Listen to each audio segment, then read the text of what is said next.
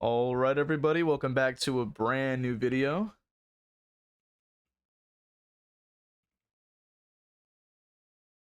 All right, everybody, welcome back to a brand new video. Today, we're reacting and having a discussion about a video from ShroudedGhostface. Well, I think it might be one of the best ghost faces I've seen on YouTube, at least. So watch that. Watch his channel for him playing in like comp and stuff. He's quite good. And I think it says he's a top 10 worldwide for Ghostface.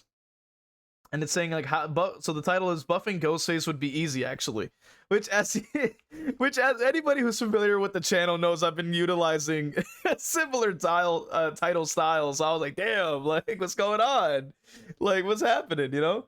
So I wanted to hear about it and see the coinky dink that was going on there, which is pretty interesting to see. I like that quite a bit. I like that. So shout out to Shrouded Ghostface, man. But yeah, let's get into it. I want to see, a little bit more about the topic.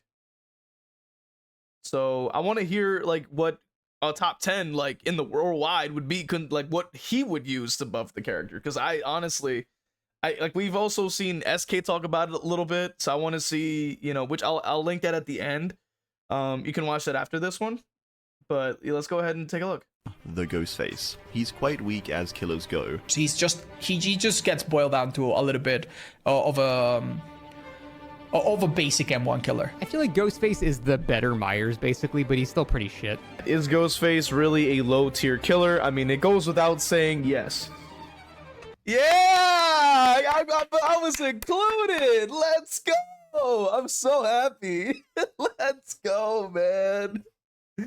Yes, they even gave it a reverb. Yo, this is so hype, dude. Oh my god. I've been watching Shrouded Ghostface's content like, for a while. So I'm included. Let's go, man. This is hype. Let's go, man. Woo! What video? Oh, this was the one where I was talking about this is the one where I was talking about the what was I talking about? Oh my god. This was the SK buff like discussion. Yo, this is hype. Woo! We made it, boys. We did it. We did it. We've got included. I'm losing. I'm like fangirling. Oh god. Pretty shit. Is Ghostface really a low tier killer? I mean, it goes without saying yes. This is so hype. So it seems like the Dead by Daylight community almost universally agrees that Ghostface is a weak killer, often placing him in the very low tiers of killer tier lists. In today's video, I'm going to be talking about the buffs that I personally think would make Ghostface an overall stronger killer while keeping him fair and balanced to play against. For those that don't know who I am, I have over 35,000 markdowns as Ghostface and over 7,000 hours of total playtime in Dead by Daylight. Now let's get into the buff ideas I had. So the first buff idea I had for Ghostface is to have him gain haste while he's in Night Shroud. Ooh, that's interesting to hear about. And we've seen this in the 2v8. I've also spoke about it in the video where I spoke about SK's take on it as well as a Ghostface main. I will include that at the end. But, yo, I'm glad that all of us as Ghostface mains are like, yo, 2v8, please. Give us haste and Night Shroud, please. Like that'll help us so much. Like that'll be so much better. I don't remember, during the 2v8 event, Ghostface gained 10% haste while he was in Night Shroud to help him get down some survivors and to help him get around the map faster. I think this buff could be easily added to the 4v1 game mode with a few changes to make it more balanced. I think Ghostface should gain 5% haste after being in Night Shroud for more than 10 seconds. Ooh, but this is different than SK because he says that 5% haste and it activates when being in Night Shroud but for only 10 seconds. If you lose it, you lose the haste bonus. Interesting. So what, like, I'm referencing the SK video, obviously. Make sure you watch that after this so you can kind of understand what I'm talking about. But I like the idea. 5%'s not bad. If you consider the fact that he's 115 movement, it'll at least give him 120%, and then we could probably put on Play With Your Food, and then it would probably stack and make it all nice and quick, which is nice. This is taking into account the idea that we have well, I'm not sure if they're going to include if the sort of what do you call that? I don't think it's a bad, what do you call that? I lost my train of thought, but basically it's okay to assume that we're running like basically the drop leg is also going to be included in this, so that's going to raise you up to 15% if the add-ons are talked about in the video. And then we're also going to be talking about play with your food is probably also just being assumed that we put that in there. It says you must reactivate for 10 seconds. Oh, okay, so you have to be in Night Shroud for 10 seconds in general. That's an interesting take. I didn't think about that, but it's not terrible. It definitely makes sense. I think it would help if it wasn't Chase as well. So if you had like the additional 5% while in Night Shroud against a marked survivor, that would actually be pretty nice. So basically, you would activate your Night Shroud power, and then after 10 seconds, you would gain 5% haste while you're still in Night Shroud. And just like in 2v8, if you lose Night Shroud in any way, you also lose the 5% haste that you gained from being in Night Shroud. This change would reward Ghostface players who are good at being stealthy and avoiding being revealed by survivors. This would also motivate survivor players to try to reveal Ghostface more often, especially if he's in chase with a teammate who's been marked. I think gaining haste in Night Shroud will be balanced considering Ghostface is an M1 killer whose power can be deactivated by survivors staring at him for 1.5 seconds. I completely agree with this. I also think it's, if we add on the fact that the revealing is extremely buggy as it is, you can get revealed through walls, you can get revealed like up from the ceiling, they could hang upside down like Spider-Man and still reveal you, they could be inside of a locker. They can't actually reveal you from there, but still. Somehow, you know what I'm saying? They'll still reveal you. They actually can reveal you if you hook the if they are marked and they jump into a locker. If once you hook them, they can also reveal you because the mark is removed as well. Oh man, like the revealing is so insanely like ridiculous that even bots can reveal you through the floor. Like I've seen that happen as a bug too. There's this weird bug we have now where the reveal is like the sound is like lasting for like 20 minutes. Like honestly, you know, having that like be a prerequisite, like you activate the Night Shroud and then you can use it to go across the map to be a little bit faster. I am perfectly okay with that. If we can get something for his mobility to give him a little bit of something, like I feel like Wraith is a good example of that, where like you can't attack but you do have haste. And it makes him pretty decent. I wouldn't even say that. I don't think anybody thinks that Wraith is a garbage tier killer. But that philosophy, that concept of like I'm cloaked, I'm fast, that should be applied to this character. They're both M1s, and Ghostface has just the only difference really is that he can expose people. Give him that little like extra couple seconds that he needs to build up speed, and then he can start like really running after them, which would be really interesting. Because if you think about it as well, you know, when you look at Ghostface when he's in chase, which I don't really like, there were a couple times I was able to look at it, which you know, it's a whole other topic talking about the engine and how it switched and how it made the cosmetics look kind of worse. But anyway, so talking about that, he looks like he's jogging or at least like running after you, but like when you really think about how fast he really is, he's really not that fast. So it doesn't really make him that threatening. But I think if they were to give him the haste while against a marked survivor, like him looking like he's running after you could look pretty scary. I gotta say, he looks like he's really like gaining. He's really getting distance on you. Or by stunning him in any way. The total cooldown of the haste ability would be 27 seconds without using any recovery add-ons, since you'd have to wait 17 seconds for Night Shroud to fully reach. Ooh, yeah, that's true. So for 17 seconds to fully recharge, and that's without the that's base kit. If you slap on the matchbook like I'm always doing, because I don't think I can live without it at this point. Like it really makes it just so much quicker. And then 10 seconds for haste to reactivate, and it's 27 seconds total. So yeah, it wouldn't be a bad move at all. I think that's a fantastic idea. But how, like, would this stack with the drop leg technically? Actually, no, it wouldn't, because if you activate drop leg, it only lasts for like, okay, no, actually this, you can keep drop leg the same way. Oh wow, okay. This is an interesting way to do it, I think. Because drop leg only lasts for 5 seconds. So that doesn't even apply to this situation. I think. Unless we're talking about if you're already have it set up and then you activate the drop leg and then you, well, I mean, yeah. Actually, never mind. I was confused. But either way, I think that if we're going with the add-on and then we're also going with the additional 5%, that's 15% haste for somebody who is 99. I would say that's a fine change. They already were gonna go down anyway. It helps solve the problem that when you do get the mark, you can't always get that down, even though you already took the time out to hide, set up, lean. They still didn't spot you, and then walk up to them. You know, at least you have that additional 5% on top of your 10. I think that'd be perfectly fine. They were already gonna go down anyway. You were watching them for a while. That seems like a fair exchange. Charge, and then spend 10 seconds in Night Shroud to once again regain your 5% haste bonus. The next buff would be to make the add-on headline cutouts become fully base kit. This add-on increases movement speed while stalking. Bro, yo, I've been playing Ghostface for as long as I have, and I still don't remember what the heck that add-on does. I think I have like 3,000 or something of these things. I never use them. It increases your movement speed while stalking. I really think it should be base kit so that we can make space for another add-on that could be way more interesting than moving while stalking. Because, like, honestly, the only time I don't think you really can get value from this unless you're trying to stalk like Myers, which is asking to get revealed. You have to be leaning so that it's faster and you don't get spotted as easily. So yes, make this base kit so you can just push it somewhere else and then we get something better. That would be a much better option. By 40%. I think this buff is pretty self-explanatory. Having a slightly faster movement speed while stalking would make Ghostface feel overall better to play. Being able to move behind cover faster while you're stalking can help you avoid getting accidentally revealed by survivors.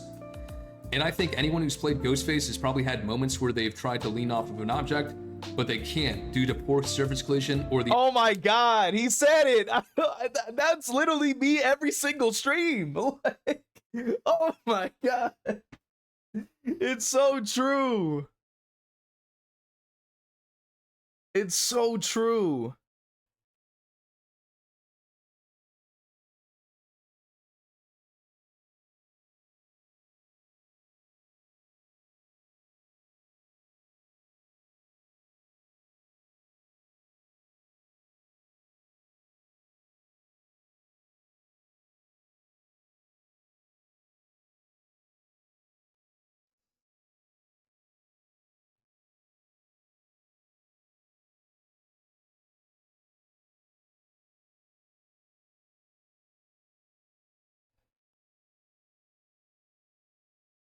But yeah, so anybody who's like tuned into the streams when I play Ghostface knows full well the amount of times I'll walk up to a doorway, I'll be on the side, I'll literally start to right click and I'll just stand there and I'm like, why am I not like leaning to the side like I'm pressing the button? Like oh my god, that happens so often. I don't think I experienced it as much on controller like when I did play back in the day. I think I was really a lot more comfortable. But trying to learn the mouse and keyboard, I think that's where I started to see a little bit of the flaws kind of crop up. And I think even nowadays I still experience that weird thing where it just doesn't let me lean, and I don't know why that's the case. But I'm glad that he was able to kind of talk about that. That's so freaking relatable. The object's hitbox being inconsistent. Making headline cutouts base kit would make up for the fact that lean stalking can sometimes be unreliable due to the aforementioned surface collision inconsistencies of certain objects. Another reason to make this add-on base kit is the fact that nobody uses it. Out of all the hours I've played as Survivor, I have literally never seen a Ghostface player use this add-on. Which is not surprising because there's absolutely no reason to use this add-on when there are so many better add-ons to choose from. It should just be made fully base kit at this point. Alright, so the third and final buff is to have Ghostface instantly recharge 25% of his Night Shroud ability. Oh, so it's kind of like making the Ghostface caught on tape like partially base kit. What I will say though is I think that Ghostface caught on tape should stay the same, but I do think that a base kit just change where you can just recharge your power after downing marked survivors is the most fantastic idea I've ever heard, I think. And I think that it rewards you as a Ghostface player for getting your markdowns, you know, because you already have to mark them to down them so you can save time and just be efficient and you actually use your ability to, you know, do what you can. but the idea that you can gain an additional bonus is only a net positive, especially because when you want, Ghostface to actually use his power. Like that's sort of the whole point. It's like otherwise just play somebody else at that point, you know what I mean? And I do think that's a fantastic idea. That really should be should be a thing.